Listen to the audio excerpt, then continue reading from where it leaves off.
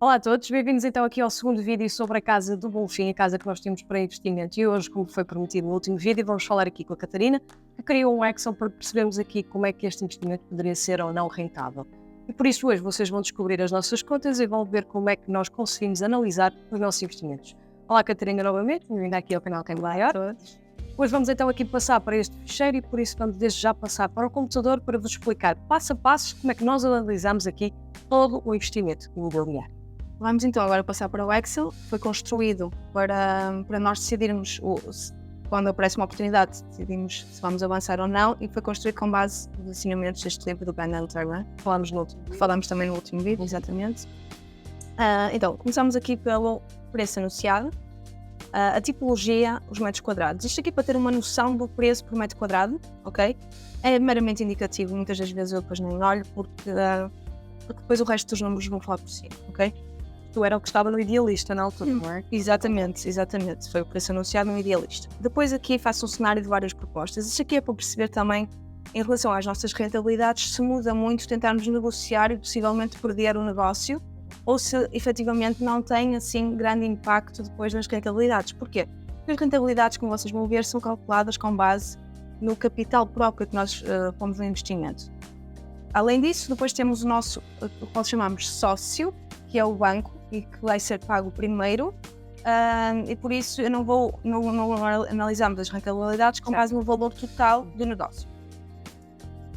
Os cenários, então, não é? As propostas Exatamente, ser feitas. exatamente, as propostas que podemos ser feitas, depois na verdade ficamos aqui com a proposta mais baixa, a 36.500, exatamente, e depois temos aqui também os custos associados a cada proposta, custos que não podemos escapar, como é o caso dos impostos, e depois do próprio financiamento, uma vez que recorremos a financiamento.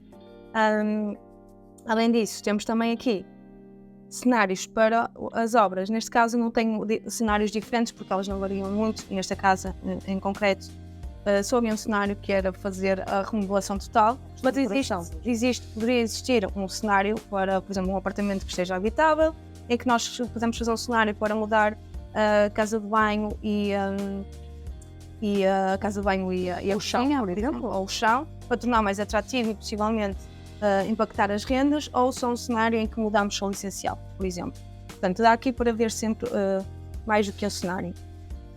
A mesma coisa para a mobília, uma vez que nós temos como objetivo ou modelo arrendar chaves mobiladas, Ou tornar até ao palheiro, não é? Portanto, as pessoas vão ver no próximo vídeo. Nós vamos ter aqui também um próximo vídeo que vai ser o antes e depois, é que nós vamos mostrar como é que está a casa. Vocês, entretanto, também vão ter aqui algumas imagens da casa, como é que foi a obra, como é que esteve a obra a decorrer, para vocês verem aqui também um pouco como é que este imóvel foi transformado e habilitado praticamente do zero, não é? Portanto, a obra foi ainda extensa. Exatamente. Destruir e voltar a construir.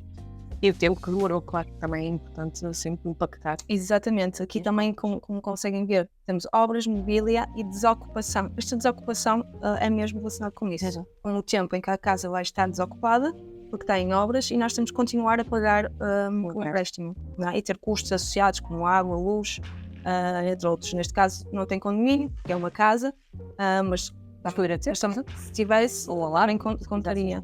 E os seguros, pronto, tudo isso.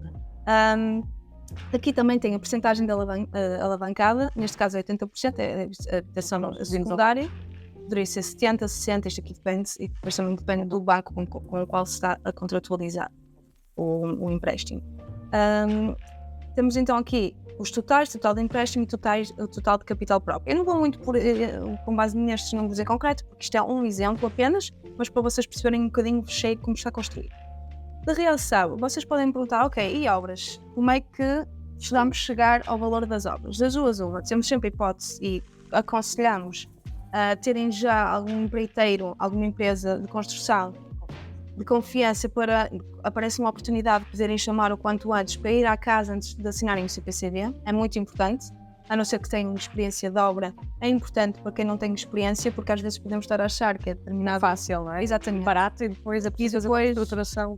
Exatamente, existem coisas que nós não estamos a contar por falta de experiência. Sim, se pudermos ter essa segurança de ir lá a alguém antes, vai nos ajudar muito no momento da proposta, não é?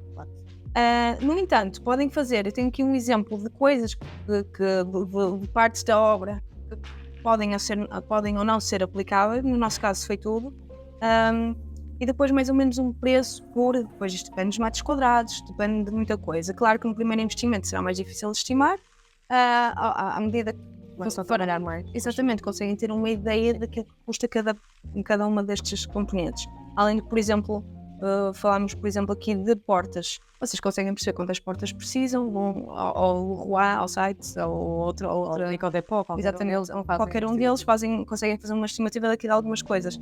Existem outras que é mais complicado de fazer, não é? Portanto, tenho aqui esta listagem que ajuda nessa parte. A mesma coisa para o equipamento imobiliário que possam precisar. Pois é, também depende. Equipar tudo, né? Imobiliar. Exatamente, no caso de quererem, obviamente. Mas equipar normalmente é incluído. Depois temos aqui também a parte da estimativa do cash flow. Antes de passarmos aqui para o cash flow, quero também dizer que este vídeo é patrocinado pela PatrimônioMaior.pt, que é a nossa empresa de intermediação de crédito, onde nós ajudamos os clientes a conseguir a melhor solução no mercado com o nosso serviço sendo totalmente gratuito. Se assim quiserem, podem entrar em contato connosco, seja para a aquisição do vosso imóvel, com o apoio ou não, neste caso que é dado agora aos jovens, se quiserem também fazer um refinanciamento dos vossos investimentos imobiliários ou aquisição do vosso imóvel, podem entrar em contato connosco para www.patrimoniomaior.pt ou então por e-mail info@patrimoniomaior.pt.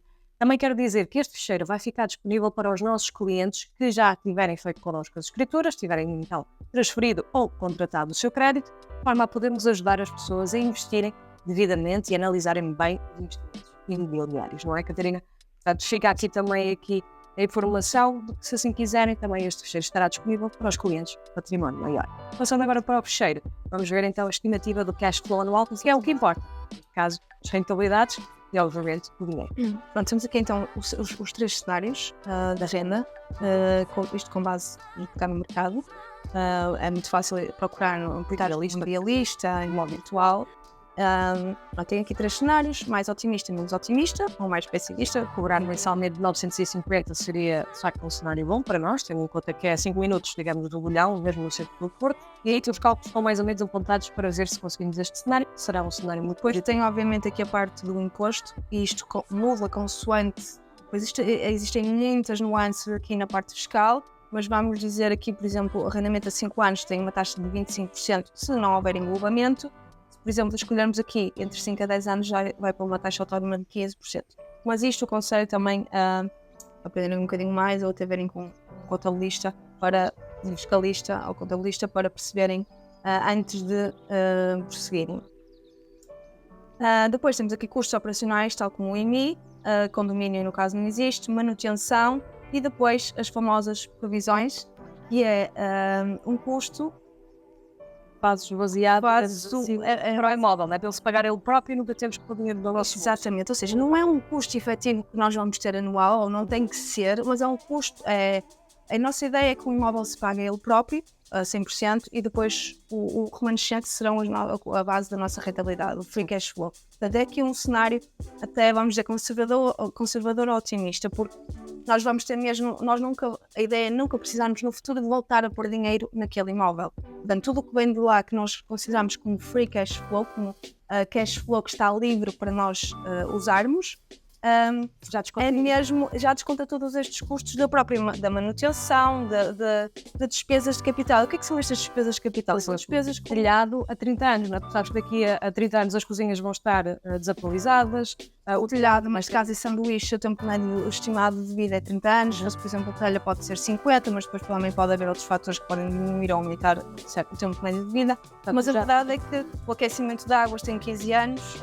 Já tiras esse dinheiro de lado para essas eventuais despesas, assim é que é, sendo que esse dinheiro não vai ser gasto agora, mas fica ali de reserva. Exatamente, sim, pode ser também aplicado, não é? Não faz sentido estar parado no banco, mas depois podemos optar, existem variadas formas, mas a ideia é não gastarmos e depois mais tarde, eventualmente, se precisarmos, ele está lá, porque se gastávamos e aplicávamos no outro, podemos chegar a uma situação de stress financeiro para manter o imóvel, e a ideia é não fazer, ok? A verdade é que isto vai gerar dinheiro, não nos vai gerar stress, não é esse o intuito mesmo. Exatamente, pronto, continuando aqui. Depois existe também, com base no valor da aquisição, os vários cenários em termos de prestação que iremos pagar ao banco, seguro de vida, incluindo seguro de vida, seguro multirriscos e a eventual mensalidade de conta que temos que pagar. Depois existem também deduções, ou seja, as despesas operacionais podem ser deduzidas à coleta Do IRS, não é? exatamente no IRS, assim como as obras, isto se optarmos por englobamento ou se efetivamente, depois, pronto, como eu disse, tem nuances nas quais não vou aprofundar, mas estes custos das obras, se for de ser diluídos, podem ser diluídos e utilizados durante 6 anos. Portanto, num caso de um imóvel que adquirem e que tem obras significativas, isto vai-vos ter benefícios fiscais. Ou, no caso de não quererem utilizar, depois, se quiserem uma estratégia, por exemplo, manter o imóvel durante 10 anos e vender ao fim de 10 anos, estes custos podem ser abatidos às mais-valias. Depois depende aqui. Pagar menos imposto depois, não é? Exatamente. Depende aqui muito de qual é que é o intuito. Depois temos aí também Para a própria manutenção que referi em cima, também tenho aqui a forma de chegar ao valor é uma porcentagem da renda, se for uma casa renovada, se for uma casa com menos de 20 anos ou superior a 20 anos, porque obviamente uma casa superior a 20 anos na qual não fazemos qualquer intervenção vai ter uma manutenção associada, canos, variedíssimas coisas. É a mesma coisa com o IMI, este fecheiro já está montado para a área do Porto, mas isto depois pode ser adaptado, em que pondo aqui, por exemplo, Matosinhos e o valor fiscal do imóvel dá-me aqui o imposto. Exatamente. Por fim, o mais importante, pelo menos a parte das rentabilidades, que é perceber então que ao final do dia, depois disto tudo, o que é que sobra e faz sentido este negócio ou não. Aqui, mais uma vez, temos os 3 cenários de renda e as 3 propostas. Nós ficamos pela proposta C, exatamente o que é aquela cenário. Temos os 3, se for 750, 850, 950, sendo que o sítio ou a localização onde está o imóvel é de arrendamento rápido, o que significa que será sempre um destino, digamos assim, ou uma localização que vai ter um arrendamento constante e da nossa parte, em termos de desocupação, poderá ser quase mínima. E se no meio de eventual crise acontecer a diminuição do valor das rendas, nós sabemos que o imóvel paga-se de si próprio, pelo menos há ali o break-even, não é? Sobre aquilo que temos, sabemos que é sempre um imóvel que vai depois valorizar em ciclos positivos. Daí a regra-chave que utilizamos, que é localização. No nosso caso, sempre muito perto do nosso imóvel, muito perto tanto do metro ou do comboio, ou já numa área central, o que nem sempre é possível devido ao preço do imóvel, mas pelo menos ser perto de bons acessos e transportes públicos. Pronto, então aqui focando nas rentabilidades, temos aqui free cash flow anual, ou seja, free cash flow, vamos aqui então recapitular, é o dinheiro que sobra depois de pagar impostos, pagar prestações, pagar custos operacionais, tal como IMI, condomínio, manutenção e de fazer as tais provisões, que é para o imóvel se pagar a 100%. Portanto, este valor aqui já nos dá uma garantia que podemos comparar. É realmente líquido, é realmente free, é livre de todos os outros custos inerentes ao imóvel que nós podemos utilizar, por exemplo, para as nossas despesas mensais. Exato. Ou, num caso de não precisarmos para já, será o dinheiro que vamos amelhar para fazer o investimento no próximo imóvel. Neste caso, um cenário, digamos, pior, temos uma rentabilidade cash on cash, ou seja, com base no dinheiro que investimos, ok? Este dinheiro livre que nos sobra, comparado com aquilo que investimos, de 7,6%, 10% e o melhor cenário, 12,4%. Dá-nos 390 euros a líquido show na conta para podermos alocar a uma das nossas despesas familiares. Vários imóveis assim, com certeza que geram então a tal desenhar a liberdade financeira que muita gente procura através do imobiliário. Mas continua, relativamente então aqui... Deixa-me só aqui realçar que estas modalidades também estão impactadas pelo facto de comprarmos um imóvel que teve que sofrer uma renovação. Exatamente, e podemos recuperar, pelo menos nos primeiros 6 anos, este valor das obras. E depois, mais à frente, obviamente, tudo o resto vai impactar, as prestações vão ser diferentes, as rendas vão ser diferentes, por isso o cenário pode ser diferente. Sim, exatamente. Por fim, e agora sim é o fim, mas isto é já numa ótica de pensar, ok, o imóvel vai se arrendar, mas o imóvel não está a perder valor, não é? Até porque tem as próprias provisões para o pôr de outra vez como um novo, digamos assim.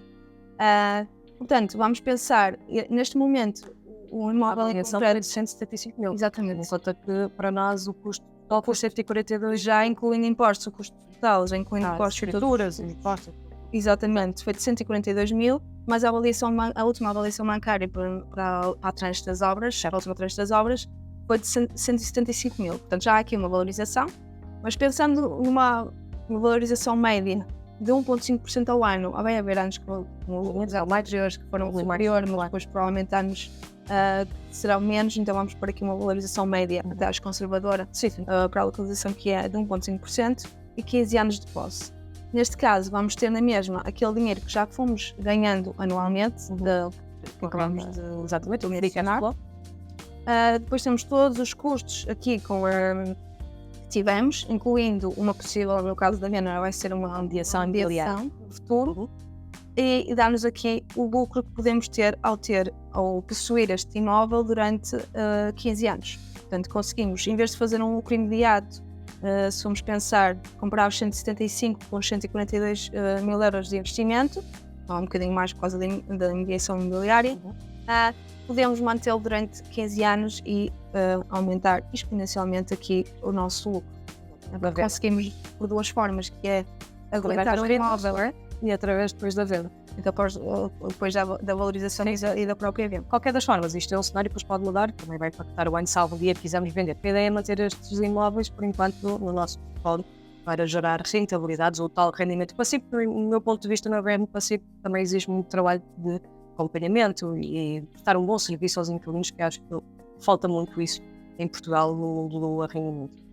Relativamente aqui a este ficheiro, ele vai ficar então disponível para os clientes da Património Maior, portanto é só nos consultar se já for cliente, já tiveres feito uma escritura connosco, ou então para aqueles que quiserem, basta contactar-nos em www.patrimonioMaior.pt ou enviar-nos um e-mail diretamente para info@patrimonioMaior.pt. Nós vamos ter mais imóveis para falar no futuro e no próximo vídeo vamos mostrar aquele vídeo típico do querido Mudei a Casa, que é o antes e o depois. Acho que é aquele que toda a gente anseia ver. Falámos de números, falámos de como encontramos, mas o que interessa mesmo é ver o imóvel. É ver o imóvel e a transformação. Exatamente. Portanto, já sabem, no próximo vídeo vamos ver aqui o antes e depois para conhecerem esta casa do Bonfim. Quanto a nós, já sabem, ver-nos no próximo vídeo.